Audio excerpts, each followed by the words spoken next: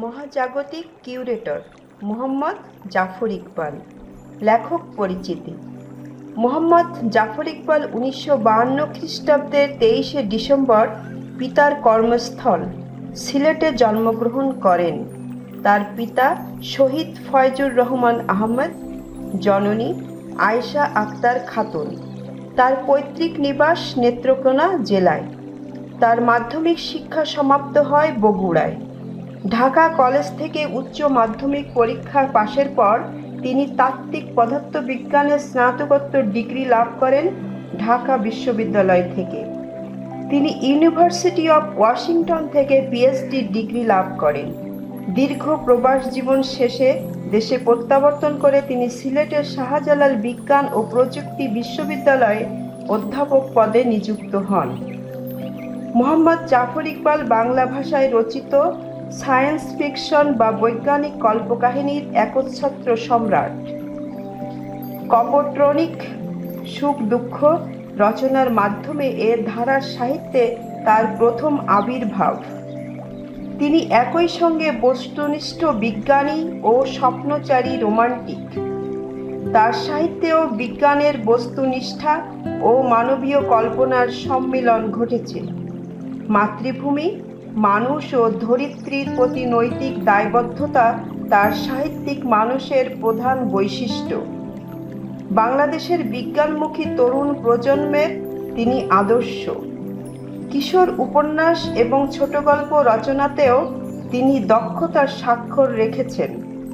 কিশোর উপন্যাস দীপু নাম্বার 2, আমার বন্ধু রাশেদ এবং আমি তপু তার অন্যতম শ্রেষ্ঠ রচনা। মহাকাশে মহাদ্রাস, টুকুনজিল, নিঃসঙ্গ গ্রহচারী, একজন অতিমানবী, ফোবিয়ানের যাত্রী সহ অনেক পাঠকপ্রিয় সায়েন্স ফিকশন বা বৈজ্ঞানিক কল্পকাহিনী তিনি স্রষ্টা। 2004 খ্রিস্টাব্দে বিজ্ঞান লেখক হিসেবে তিনি বাংলা একাডেমি পুরস্কার লাভ করেন।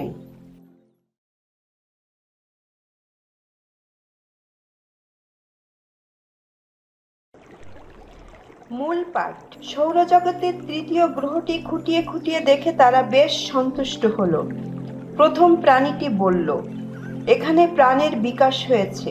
হ্যাঁ, বেশ পরিণত প্রাণ, অনেক ভিন্ন ভিন্ন ধরনের প্রজাতি, একেবারে ক্ষুদ্র এককোষী থেকে শুরু করে লক্ষ কোটি কোষের প্রাণী।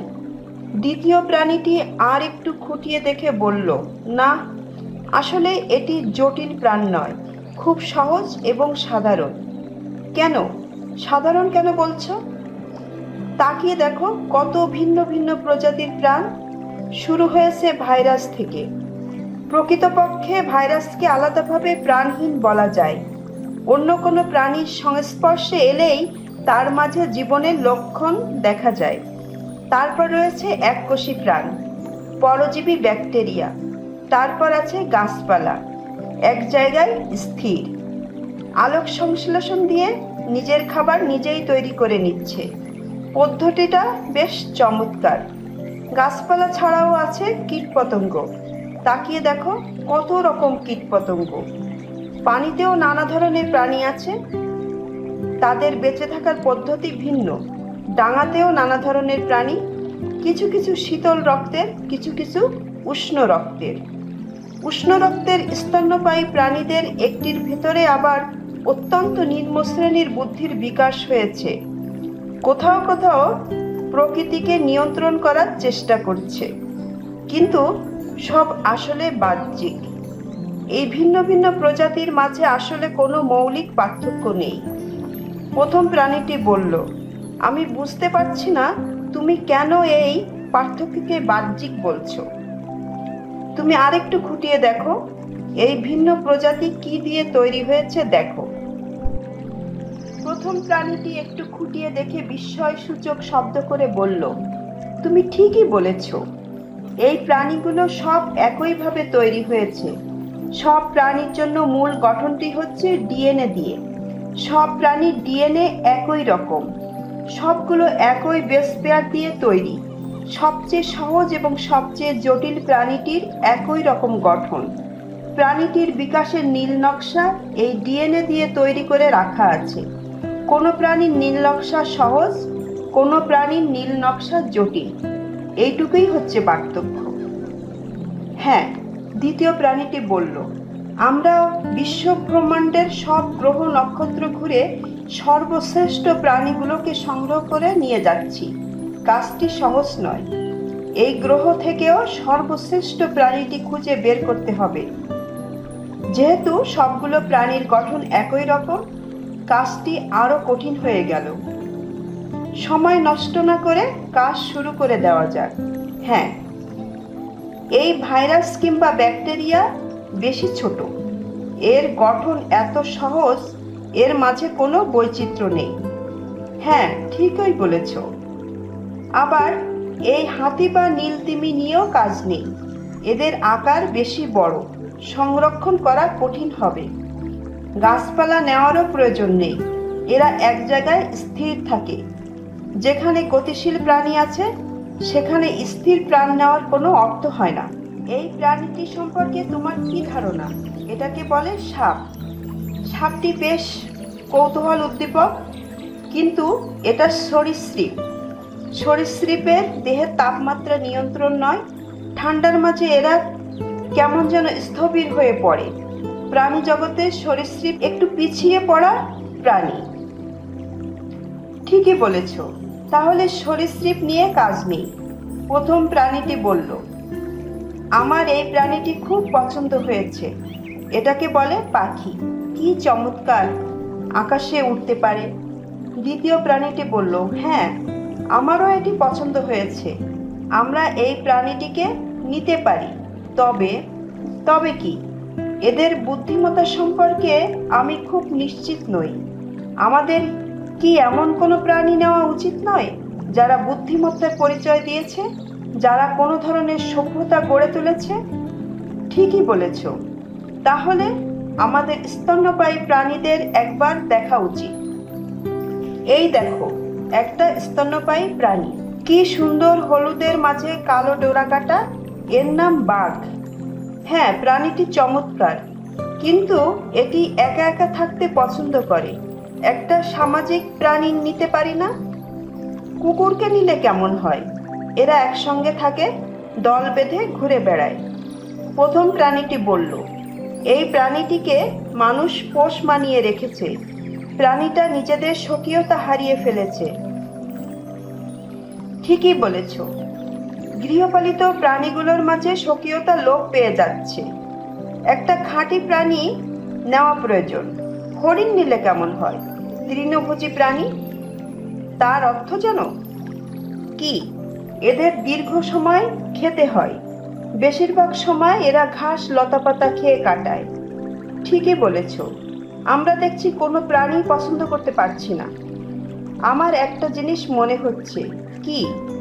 এই গ্রহটিতে যে প্রাণীটি সবচেয়ে বেশি আলোড়ন সৃষ্টি করেছে সেই প্রাণীটি নিলে কেমন হয়? কোন প্রাণীর কথা বলছো? মানুষ। মানুষ?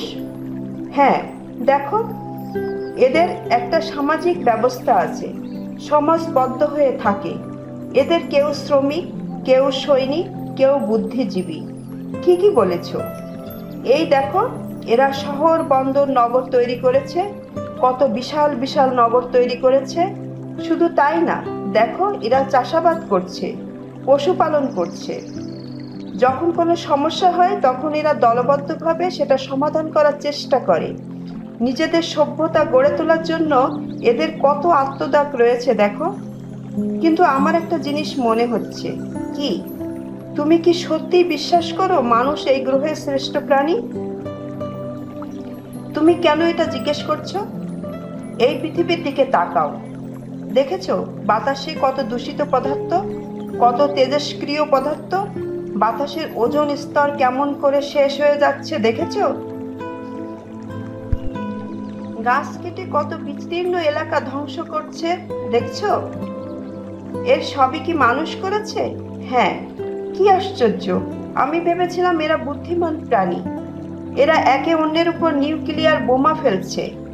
যুদ্ধ করে একজন আরেকজনকে ধ্বংস করে ফেলছে, প্রকৃতিতে এরা দূষিত করে ফেলছে। ঠিকই বলছো। প্রাণী দুটি কিছুক্ষণ বেশ মনোযোগ দিয়ে মানুষকে লক্ষ্য করলো। তারপর প্রথম প্রাণীটি বলল, না, মানুষকে নেওয়া ঠিক হবে না। এরা মাত্র 2 মিলিয়ন বছর আগে জন্ম নিয়েছে, কিন্তু এর মাঝেই শুধু যে নিজেদের বিপন্ন করেছে তাই নয়, পুরো গ্রহটিকে ধ্বংস করে ফেলার অবস্থা করে ফেলেছে। দ্বিতীয় প্রাণীটি বলল, মহাজাগতিক কাউন্সিল আমাদের কিউরেটরের দায়িত্ব দিয়েছে। আমাদের খুব চিন্তা ভাবনা করে প্রাণীগুলো বেছে নিতে হবে। এই সুন্দর গ্রহ থেকে এরকম স্বেচ্ছা ধ্বংসকারী প্রাণী আমরা নিতে পারি না, কিছুতেই নিতে পারি না।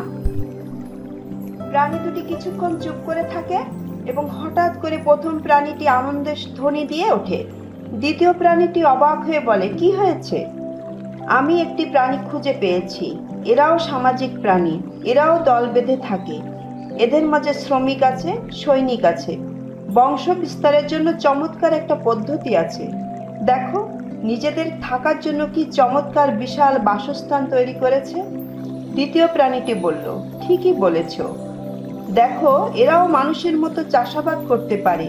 মানুষ যেরকম নিজেদের সুবিধার জন্য পশুপালন করতে পারে, এদেরও ঠিক সেরকম ব্যবস্থা রয়েছে।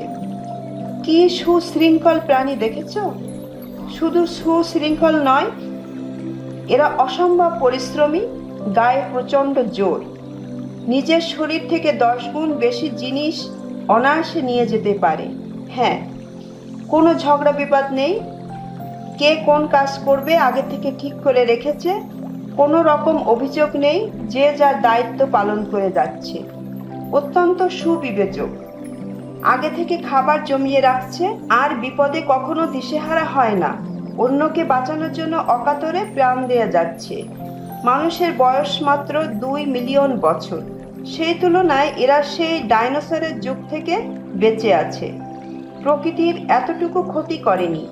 আমি নিশ্চিত মানুষ নিজেদের ধ্বংস করে ফেলার পরও এরা বেঁচে থাকবে। পৃথিবী একসময় এরাই নিয়ন্ত্রণ করবে। ঠিকই বলেছ। তাহলে আমরা এই প্রাণীটাই নিয়ে যাই। হ্যাঁ, পৃথিবীর এই চমৎকার প্রাণীটা নেওয়াই সবচেয়ে সুবিবেচনার কাজ হবে। দুজন মহাজাগতিক কিউরেটর সৌরজগতের 3য় গ্রহটি থেকে কয়েকটি পিঁপড়া তুলে নিয়ে গ্যালাক্সির অন্য গ্রহ নক্ষত্রে রওনা দেয়। দীর্ঘদিন থেকে বিশ্ব ব্রহ্মাণ্ড ঘুরে ঘুরে তারা গুরুত্বপূর্ণ প্রাণী সংগ্রহ করছে।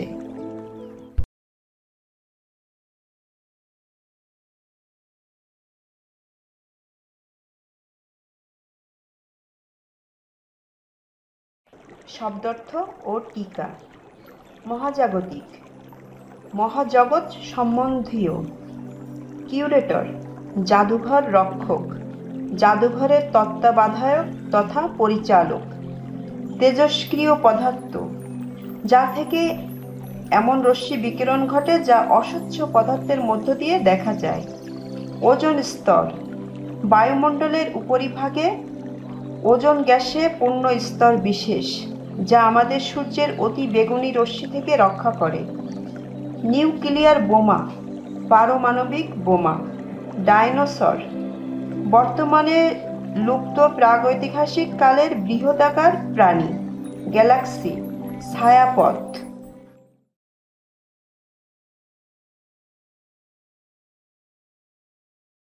পাঠ পরিচিতি। জলজ গ্রন্থের অন্তর্গত মহাজাগতিক কিউরেটর গল্পটি মোহাম্মদ জাফর ইকবালের সায়েন্স ফিকশন সমগ্র 3য় খণ্ড 2002 থেকে গৃহীত হয়েছে। মহাজাগতিক কিউরেটর বৈজ্ঞানিক কল্পকাহিনী হলেও এতে দেশকালের প্রভাবপুষ্ট মানব কল্যাণকর্মী লেখকের জীবন দৃষ্টির প্রতিফলন ঘটেছে। অনন্ত মহাজগৎ থেকে আগত মহাজাগতিক কাউন্সিলের 2জন কিউরেটরের বিভিন্ন প্রজাতির প্রাণীর নমুনা সংগ্রহে সৌরজগতের 3য় গ্রহ পৃথিবীতে আগমনের তথ্য দিয়ে গল্পটির সূচনা।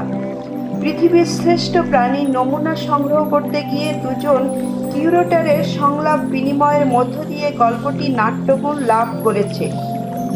প্রজাতির যাচাই বাছাইকালে পৃথিবীর নানা প্রাণীর গুণাগুণ কিউরেটরদের সংলাপে উঠে আসে। মানুষ নামক প্রজাতি বিবেচনার ক্ষেত্রে কিউরেটরের দুইজনের বস্তুনিষ্ঠ আলোচনা মূলত কল্পকাহিনীর লেখকেরও মনের কথা। দুইজন কিউরেটর পৃথিবীর দিকে তাকিয়ে বুঝতে পারে মানুষের কারণেই হ্রাস ঘটে যাচ্ছে ওজোন স্তরের। মানুষই নির্বিচারে গাছ কেটে ধ্বংস করে চলেছে প্রকৃতির ভারসাম্য। পরস্পর যুদ্ধে লিপ্ত হয়ে মানুষই নিউক্লিয়ার বোমা ফেলছে একে অন্যের উপর। এই পরিস্থিতিতেও তারা পৃথিবীর বুদ্ধিমান বলে কথিত। মানুষ প্রজাতির নির্বুদ্ধিতায় তারা শঙ্কিত হয়। অবশেষে তারা পরিশ্রমী সুশৃঙ্খল সামাজিক প্রাণী পিঁপড়াকেই শনাক্ত করে পৃথিবীর শ্রেষ্ঠ প্রজাতি হিসাবে।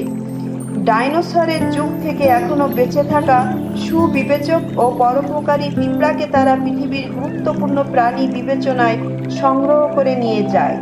কল্পকাহিনীর রসের সঙ্গে সমাজ, পরিবেশ ও পৃথিবী সম্পর্কে সচেতন লেখকের তীব্র শ্লেষ ও পরিহাসের মিশ্রণ গল্পটিকে বিশিষ্ট করে তুলেছে।